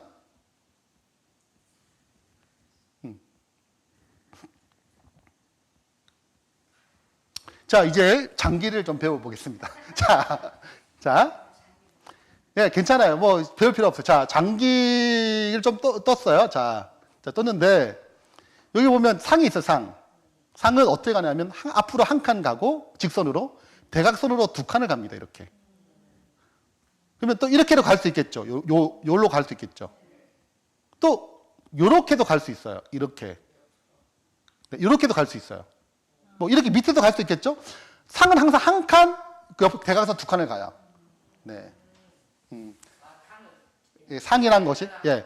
네, 예, 네. 근데 이 쫄은 항상 한 칸만 가요. 옆으로 한 칸, 앞으로 한 칸. 뒤로 못 가요. 네. 나머지 건 다 뒤로 가고 다 하는데 쫄은 한 칸씩만 가요. 무조건. 좌나 우나.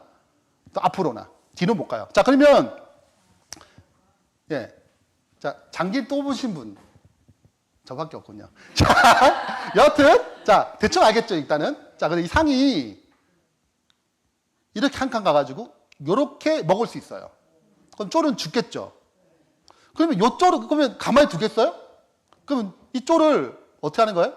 이 쫄을, 얘를 또 잡아먹어요. 그러면, 하죠. 자, 무슨 생각해 보세요. 이 상과 쫄을 바꿨단 말이에요. 이걸 비교해보면. 손해봐요, 안 손해봐요? 손해보잖아요. 아니, 쫄 하나 먹고 상을 죽었어. 상이 중요한, 훨씬 가치가 큰데, 그러면 이 2개만 비교할 때 공의로워야 공의롭지 않아요? 예, 이게 많단 말이죠. 침례 요한이 죽었어. 야, 이거 장기 잘못 드시는 거 아니야, 하나님? 침례 요한 같은 수준인데, 예수님께서 얼마나 큰 일을 했는데 얘를 쫄 같은 놈에게 죽인다고요? 야, 이거 말도 안 돼. 이렇게 되는 거예요. 자, 좀 감이 좀 잡히시죠? 흐름이. 아니, 모세가 한번 죄를 지었는데 그거 끝까지 가도 되는 게 아니에요? 너무 큰 건 아니에요? 이 모세 같은 사람이? 자, 그렇게 해서 그때마다 뭐가 보이는 거예요? 공의롭지 못하는 순간들이 있는 거예요. 우리 각자의 해석이 좀 필요하겠지만, 여튼, 다 이해 못할 뭐가요? 너무 아깝다. 이건 좀 살리지 못하나? 이런 생각이 드는 것입니다. 엘리사가 병들어 죽거든요. 하나님 꼭 그렇게 죽어야 되나? 병들어서? 너무 아까운데요? 그런 생각이 들잖아요. 야고보도 수석 제자인데 너무 일찍 죽었어. 뭐 기록도 별로 안 남고. 야고보가 적은 게 아니에요. 제자 야고보. 예수님 형제 야고보가 적었거든요. 그러니까 제자 야고보는 가장 빨리 죽었어요. 순교 당했단 말이죠. 수석 제자면 적어도 좀 아껴야지. 수석인데. 예를 들자면 마태나 제일 밑에 있는 애들이나 세 부류 나누잖아요. 12제자들을. 그러면 되는데 왜 좀 그렇지 않나? 이런 생각이 든단 말이죠. 성경을 볼 때. 근데 실은 장기를 떠보면 이게 쫄이 너무 막거든요. 가치관들이 다 막아요, 얘네들이. 그러니까 이걸 허물어야지 공격을 할 수 있단 말이죠. 그러니까 보통 상을 사용할 때 이렇게 사용을 많이 해요. 적의 틈을 깨트리기 위해서 상대방의 적의 방어를 흔들기 위해서 상을 써요. 그러면 내가 이 땅에서 이 2개는 아까울 수 있지만 아깝다고 생각하지 않아요. 왜? 가치가 있어. 뭐 할 만큼. 그러니까 상과 쫄을 단순히 비교하면 아까워 보여요. 가치로 보면. 단순히 이런 가치로 보면. 쓰임새로 보면. 근데 전략적으로 생각할 때는 상이 그렇게 허락되는 것이 더 가치 있다고 생각하는 것입니다. 그러므로 하나님 욥을 허락하시고 침례요를 허락하는 거예요. 큰 선에서 왜 디테일한 것들은 모르는 부분도 있으니까. 큰 선에서는 하나님 입장에는 쓰는 것입니다. 왜? 이것이 적을 흔들고 악의 실체를 드러내고 이게 방법인 거예요. 이게 완벽한 좋은 예화는 아니지만 좀 이해를 돕기 위해서 설명하는 것입니다. 이해되시겠죠? 자, 아직 남았어요. 자, 이제 숫자는 똑같죠? 똑같은데 예. 이제 계획을 세우고 폰은 이제 쫄도 두 개밖에 없는데 쫄을 넘어갈 수 있어요. 폰은 뭔가 있어야지 넘어갈 수 있어요. 절대 그냥 못 가요. 예. 대포예요, 대포. 대포니까 이게 앞에 뭐가 있어야 넘어가거든요. 그러면 폰은 이렇게 넘어갈 수 있어요. 어떻게 넘어가냐면 이렇게 넘어갈 수 있어요. 어디든지 다 갈 수 있어요. 근데 이 끝에 딱 가게 되면은 이렇게 끝에 가게 되면 장군을 부릴 수 있어요. 어떤 왕을 죽이면 끝나거든요. 한 칸 있죠. 이렇게 장군을 먹을 수 있단 말이죠. 이렇게 장군 게임 끝나는 거예요. 근데 문제는 이렇게 넘어가게 되면 누가 있어요? 차가 있는데 차는 그냥 차가 제일 세거든요. 쟤는 직선으로 대가서 못 가. 직선으로 다 먹어요. 그러니까 차가 뭐 하겠어요? 차가 못 키는 거예요. 그러면 공격을 못 해. 게임을 여기만 놓으면 게임이 끝나거든요. 왕이 못 움직여요. 막혀 있어가지고. 그러면 포가 이렇게 넘어가서 왕을 먹으면 게임이 끝나는데 차가 있으니까 안 되는 거예요. 이 전략을 쓸 수가 없는 거예요. 그러면 차를 치우고 싶은 거지. 근데 차가 마음대로 움직이나? 안 그렇잖아요. 그러니까 작전을 쓰는 것입니다. 자, 어떻게 하냐면 쫄을 비켜줘요. 자, 그러면 무슨 순간 차가 뭐 하게 됐어요? 이 차가 얘를 먹을 수 있는 거예요. 최고의 그 전략적 가치를. 그렇죠? 그러면 먹었어요. 자, 그러면은 뭐가 비어요? 이제 차가 나가고 여기 차가 없어졌잖아요. 그러면 게임이 끝나요. 알고나가 쉽네. 그럼 게임이 끝나요. 그러면 네, 이렇게 해서 왕이 먹히는 거죠. 게임이 끝나는 것입니다.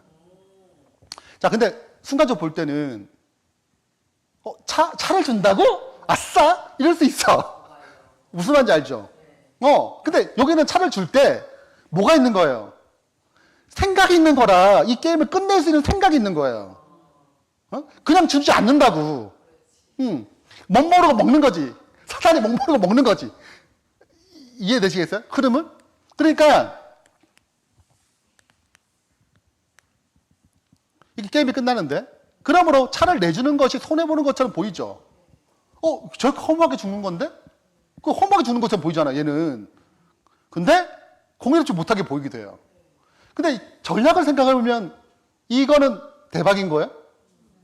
대박인 거예요. 왜? 게임을 끝내는 거니까. 여러분, 예수님을 죽이는 것이 굉장히 손해처럼 보여요. 아니, 최고잖아. 예수님 하나님이잖아. 근데 그게 게임을 끝내는 것입니다. 그러니까 이거를 뭐 완벽하지 않지만 어떤 느낌인지 좀 아시겠죠? 예, 대국적 관점에서는 아깝지만 승리의 결정적 전략인 거예요. 그래서 이렇게 돌아가는 거예요. 사단도 알았나요? 그래서 죽지 못하게. 사단이 다 완벽하게 알겠으면 이게 완전 이 흐름을 몰라요, 사단은. 그것이 최선의 방법을 생각한 거예요. 네. 왜냐면 예수님 있어서 안 쳤다고 생각했고, 예수님은 십자가에 못 박으면, 왜냐면 하나님이 저주를 받았기 때문에 메시아가 아니라고 증명할 수 있는 근거가 생긴 거거든요. 근데 그 근거를 하나님은 오히려 구원의 근거를 쓰신 거죠. 이게 어마어마한 거예요. 이게 보통 수가 아닌 것입니다. 왜 구세경을 공부했잖아요.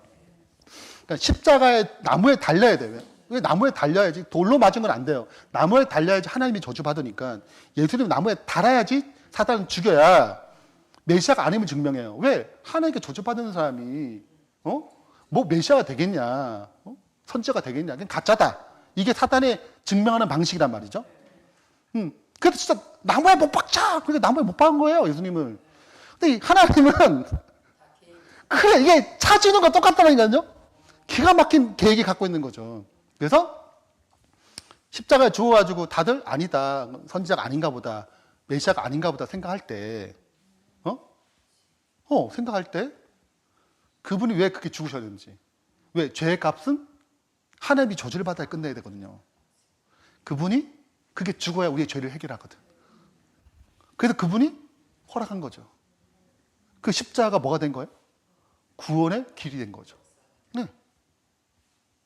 그래서 하나님이 율법의 저주를 그분이 나무에 달려 받으셔가지고 우리를 뭐 하신 거예요? 구원으로 이끄신 것입니다. 얼마나 치열한지 이 세계가 굉장히 치열한 거예요. 우리는 그냥 잘 몰라. 그냥 흘러가지만 이 세계는 굉장히 치열하게 돌아가서 정리가 되는 것입니다. 그러면 하나님 입장에는 차를 주는 것이 아까운 게 아닌 거예요. 이게 공의롭지 못하네 이렇게 못한단 말이죠. 네? 근데 우리는 이렇게 생각을 해. 차를 뺏겼네? 좀 너무한 거 아니야?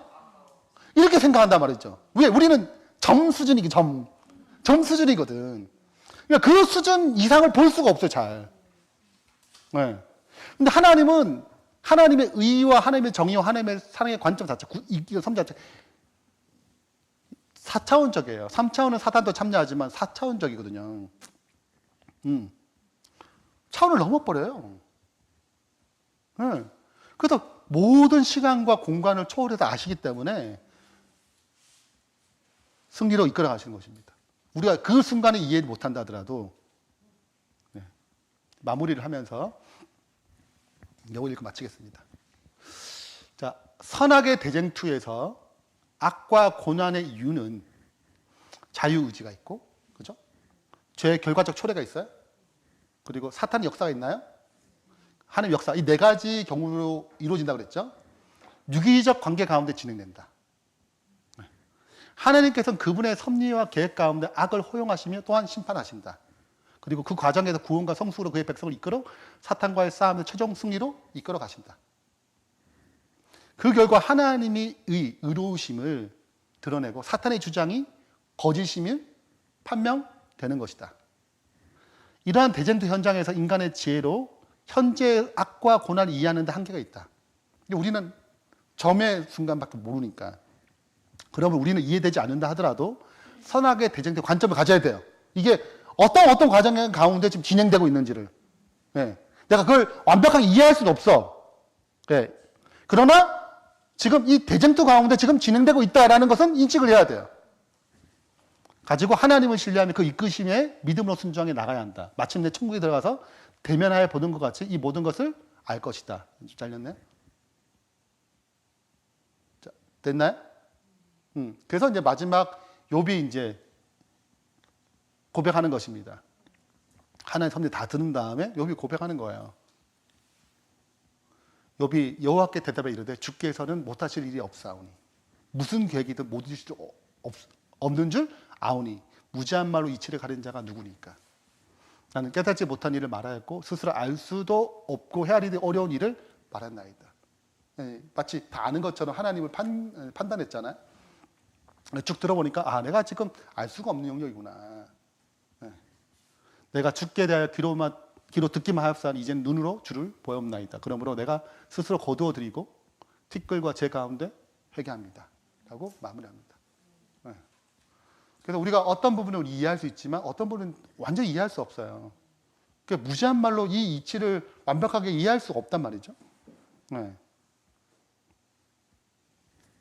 그렇기 때문에 욥의 이런 고백, 그러니까 제가 아까 위에 이 세 가지가 다 이 대쟁투 가운데 들어가 있는 거예요. 네, 완벽하게 이해할 수 없어요. 그게 신비적인 신정론이죠. 네. 그럼에 불구하고 선악의 대쟁투 가운데 흘러가는 것입니다. 여기까지 하고 시간이 이제 마무리하겠습니다. 네, 우리가 기본적으로 첫 번째 우리 그런 죽음에 대한 얘기를 할 때 우리가 아까 제가 장기 얘기했잖아요. 빨리 죽는 게 늦게 죽는 게 이 공의냐 공의가 아니냐 관점이 아니에요. 우리의 입장에는 이제 생명이 있다 보니까 빨리 죽는 것이 안타깝다 생각이 돼요. 그리고 장수라는 것이 기본적인 복이기 때문에 그게 생각이 들어요. 빨리 죽으면 내가 너무 안타까운 게 아닌가라고 생각할 때는 그런 면이 있어요. 근데 어떠한 측면에서는 사도 바울도 빨리 가고 싶어해. 뭐 베드로도 빨리 가고 싶어하는 마음이 있어요. 근데 빨리 이 생명이 끝나가지고 그냥 그분 오실 때 그날에 빨리 들어가. 왜 너무 이 땅이 갖고 있는 고통과 그 모든 걸 알고 천국이 어떤 세계인 줄 아기 때문에 내가 특별하게 사명이 없는 한 굳이 이 땅에서 이 죄와 이 그 삶에서 굳이 그런 가치가 있는가? 내가 사명 때문에 지금 이 땅에 살아가는 거지. 그것이 없다면 내 생명이 뭐해도? 왜? 그분 나라가 너무 선명하니까. 꼭 그럴 필요가 없다고 생각이 되는 것입니다. 기꺼이 자기 생명을 바치는 데 주저하지 않아요. 너무 선명해서 그 세계가. 네. 그러니까 나는 너 가면 죽는다고 여러 번 얘기해서 사도 바울이 얘기하잖아요. 이게 내가 길이라고. 내 생명의 멸류가 준비되어 있다고. 뭐 두려워할 거냐고. 가는 거예요. 우리가 순교가 두려워하고 한 것은 우리의 관점 자체가 여기에 머물러 있거든요. 네. 그러니까 이제 그 관점에서 벗어나지 못하는 것입니다. 근데 이 관점을 뛰어넘으면 생명의 관점이 실은 주살에 주거나 실은 뭐 80세 주거나 만약에 내가 구원이 분명하다면 때로는 내가 죽어도 더 이상 이 땅에 고통 악한 거 안 보고 악한 거 안 보고 내가 2살에 죽었어. 딱 떠보니까 천국이야. 땡잡은 완전 땡잡은 거지. 이거는 뭐 죄악 때 고통도 안 당하고 자, 제가 말씀드린 거는 우리의 생각이 뭐가 의고 뭐가 공이냐 이거예요. 우리의 관점은 여기에 머물러 있는 거지.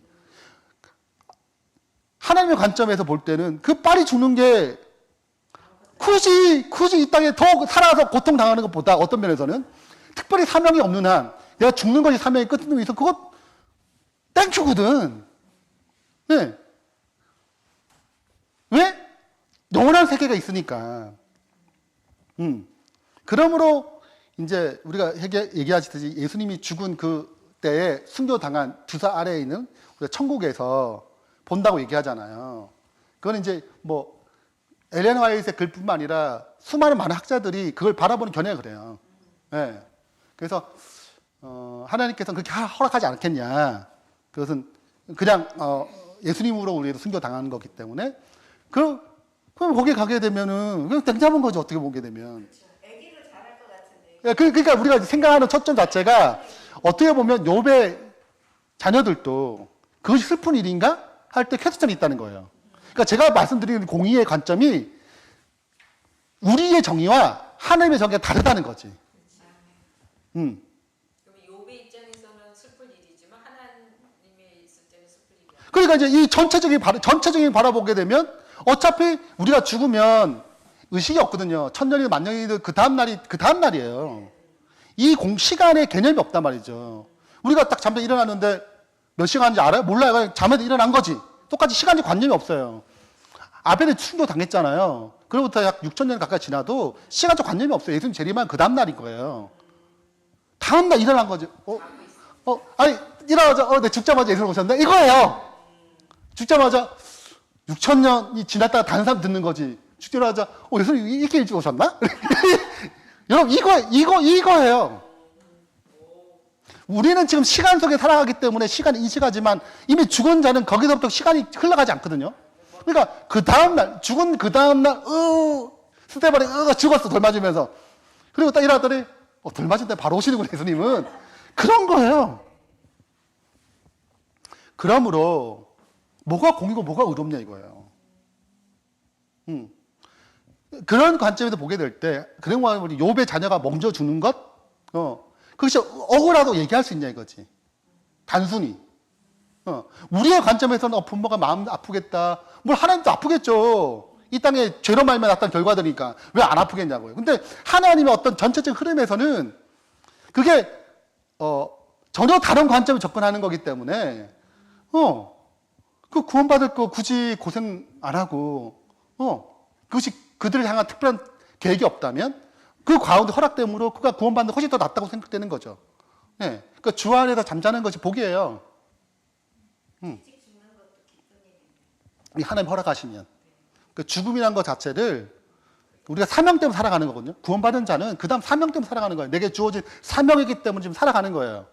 다른 사람 구원하든 어떤 누가 영향을 끼치든 여하튼 내가 아직 살아있다는 것은 사명이 있다는 것입니다. 네.